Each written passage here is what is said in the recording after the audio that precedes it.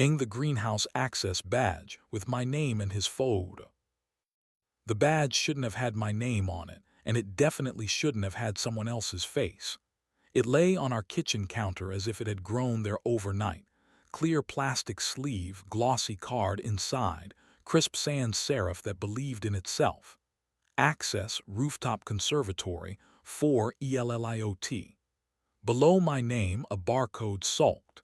Beside it, the photo of a man who wasn't me stared out at our sugar bowl like he'd been invited. In the white space under the laminate, a permanent marker had pretended to be professional and written a line the system shouldn't be able to hold. 9:20 p.m. North Door, K. I cut clothes for a living. My shop is a long, narrow argument with fabric. Chalk, shears, steam, seams that pile up like decisions you meant to make gently. In another life, someone taught me how to take a body's measurements without making anyone feel like a noun. Theo, my partner, designs exhibits for a museum that thinks daylight is a verb. 5 years in, we keep the good bowls on the middle shelf, and 2 glasses by the sink because we built a rule out of water. Pour before the sentence that changes a day. Theo came home last night smelling like cedar and the last hour of a lobby that sells permission. He kissed my jaw with a mapmaker's accuracy, which is to say he knew where he was, just not how to be generous about it. He undressed in the hall like the bedroom had begun writing incident reports. Board reception at the conservatory tomorrow, he said. They want to show the donors what humidity can do if you buy it enough lamps. His smile was careful, and his apology was a thing he thought he was hiding behind it. Now there was a badge on our counter, my name in its mouth and someone else's face inside it. I knew exactly one K who could get his hands on printer stock that convinced barcodes to be honest.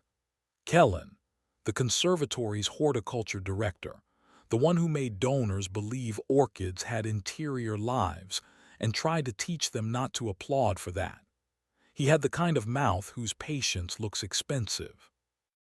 I put the badge in my pocket and stitched buttons onto a dinner jacket for a boy marrying another boy under a huppah that wanted to practice kindness. My hands behaved. The jacket breathed. Steam erased mistakes the way good conversation pretends to.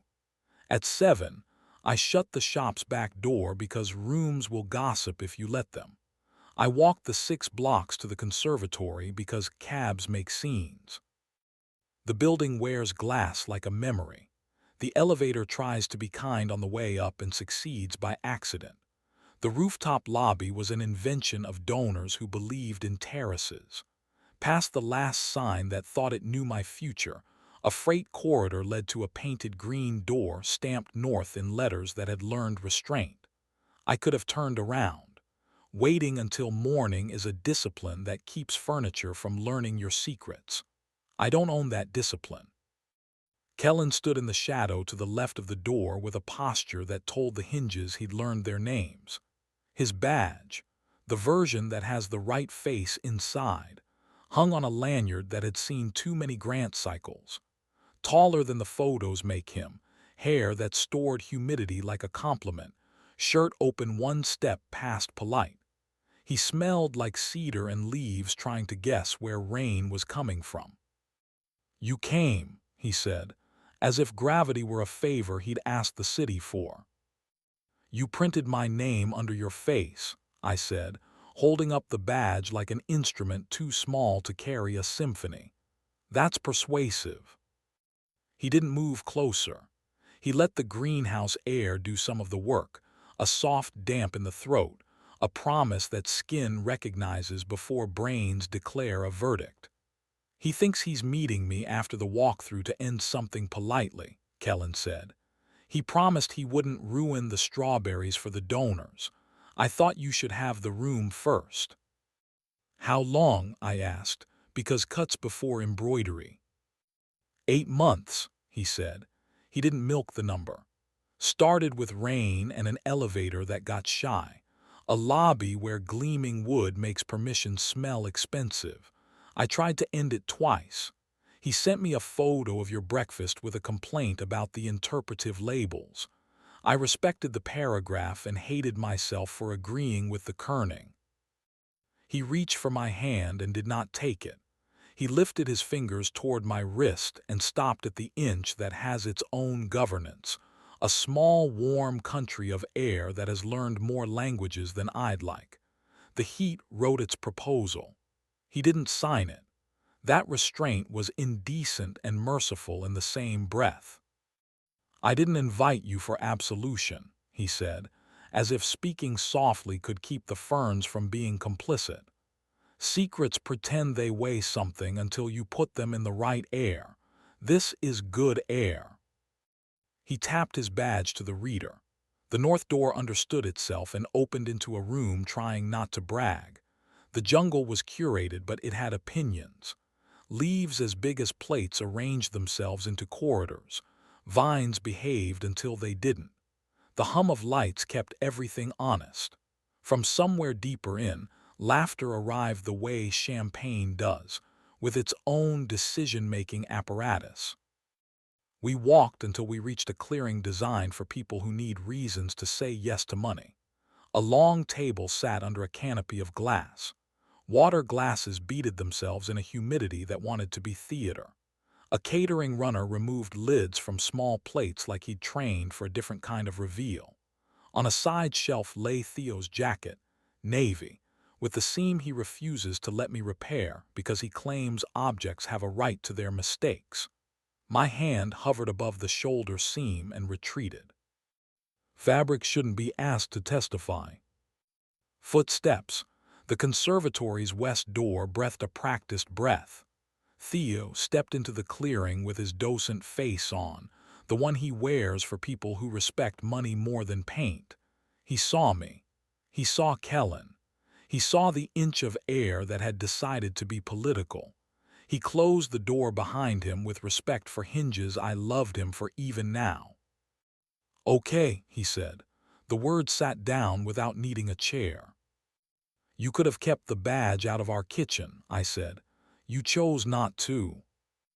"I chose incompetence," he said, and I forgave him a sliver just for nomming it without auditioning better nouns.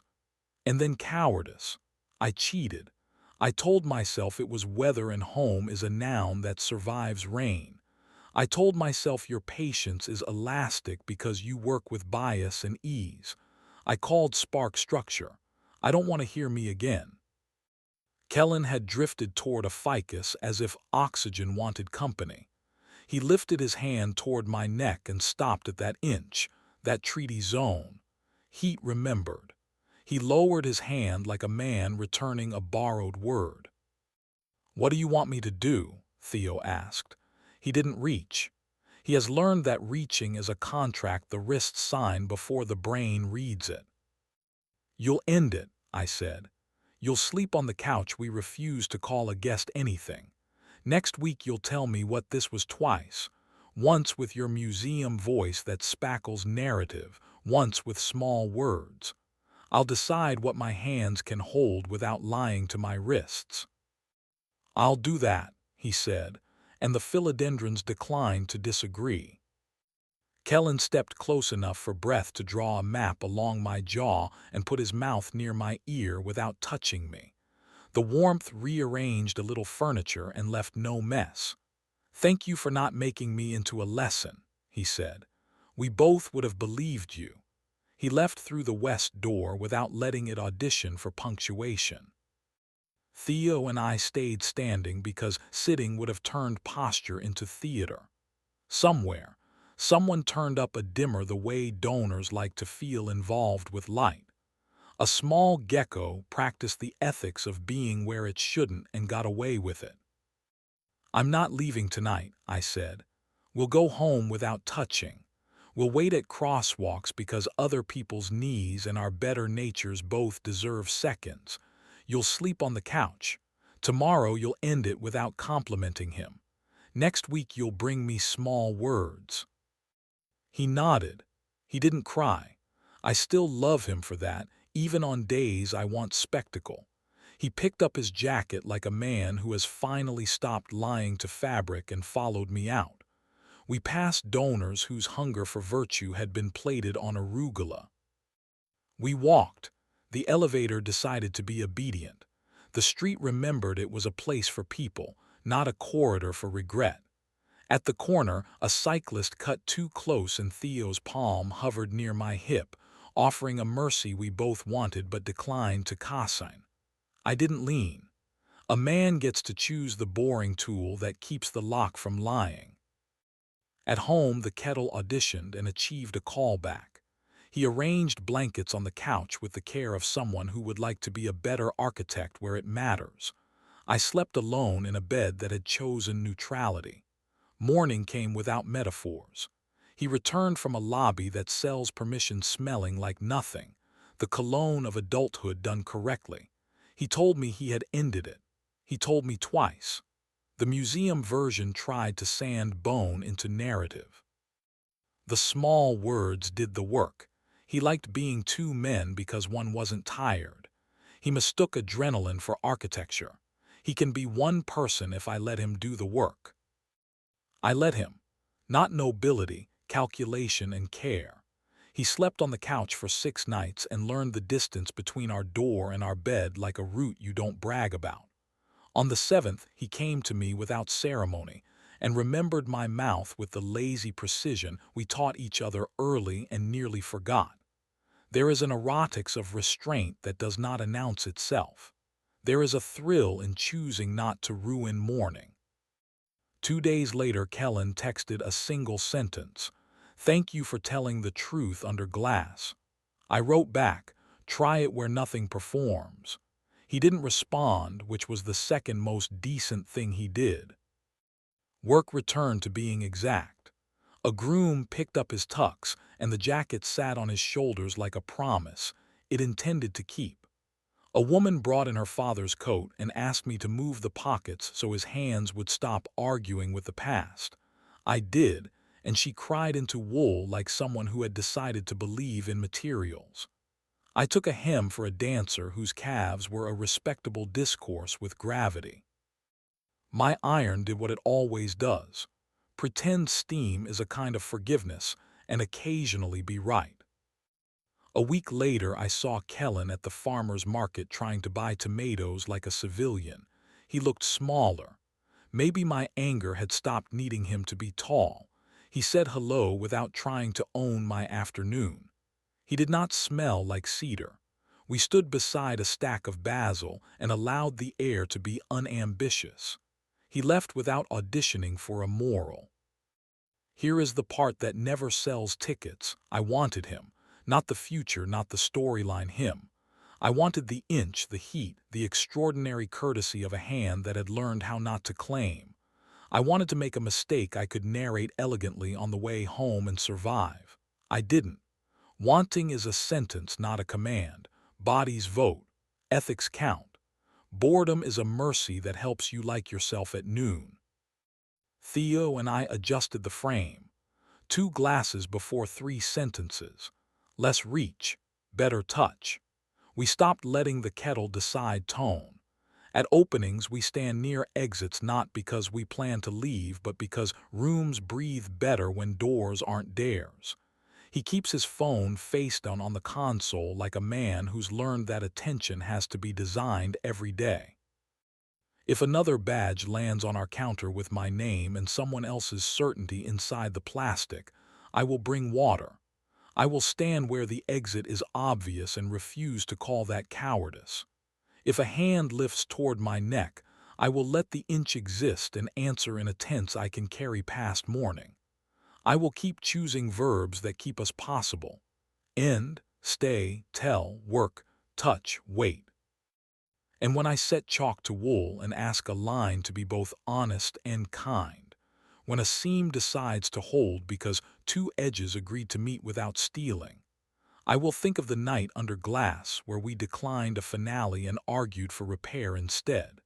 And I will call that deliberate air the most difficult thing I know how to make, and the one that still holds when daylight forgets its lines.